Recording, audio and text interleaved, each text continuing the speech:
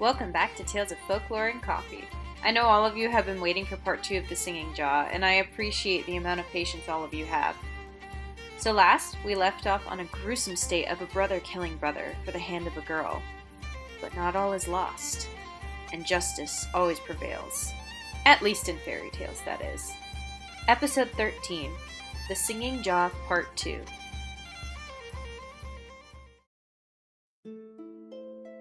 Years later, Riker and the princess married. Riker was expecting his firstborn, and he had been a good son-in-law, and an even better duke to the kingdom his entire time ruling. Everyone had heard about his brother's heroic sacrifice and how the beast had torn the poor lad to bits. In the same forest, there were shepherds taking care of their flocks. Now sheep are a skittish lot, which means they will let you know when there's something wrong. Now the shepherd's name was Ernest, and like his namesake, he was an honest and earnest man in his humble work. After a tiring day of grazing his flock and walking the fields and the forests, the night chill was setting in as he wrapped his woolen vest around him.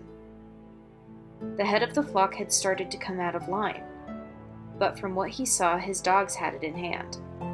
There was an old bridge, one that was made of stone.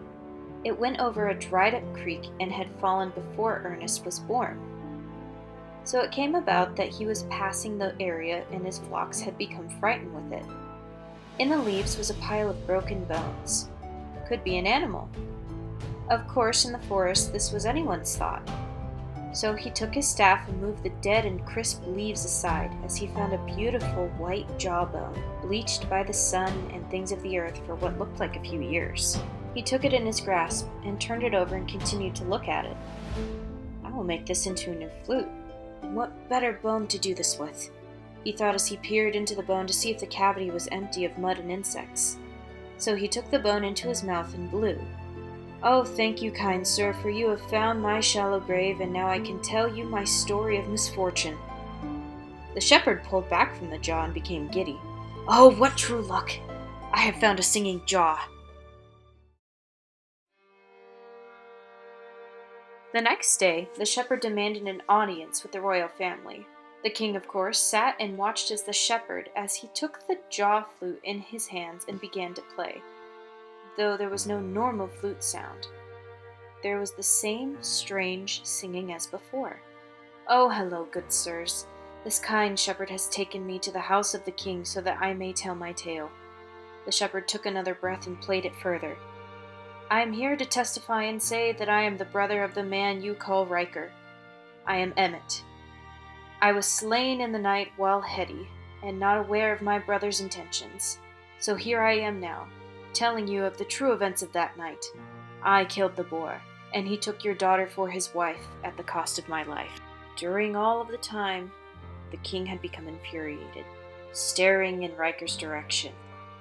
It wasn't long that the shepherd was given a hefty sum of gold for his discovery, and for leading his men to the pile of bones where the young Emmett lay. Riker was arrested, and sentenced to life in prison within the king's castle. Emmett was hailed a hero, and his bones laid to rest in the royal tombs, from then till now.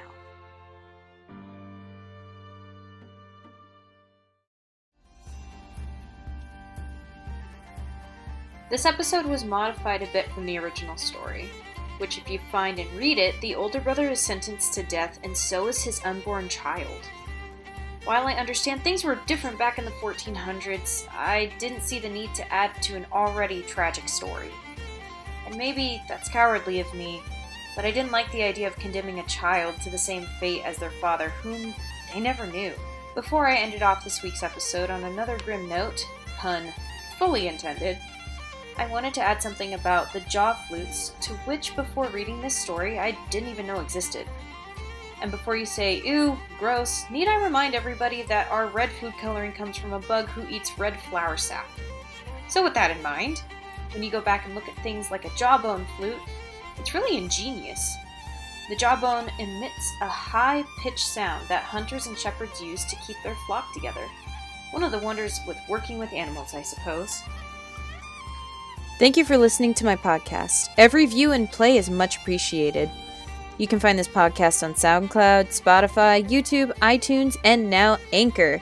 Leave a comment or review if you love this show. It really helps. And you can also follow me on Twitter at coffeefolklore and Instagram at talesoffolklore_. If you have a question or an idea for a future podcast, you can email me at taleoffolkloreandcoffee@gmail.com. That's talefolkloreandcoffee@gmail.com. Thank you guys for listening, and I will see you guys next time.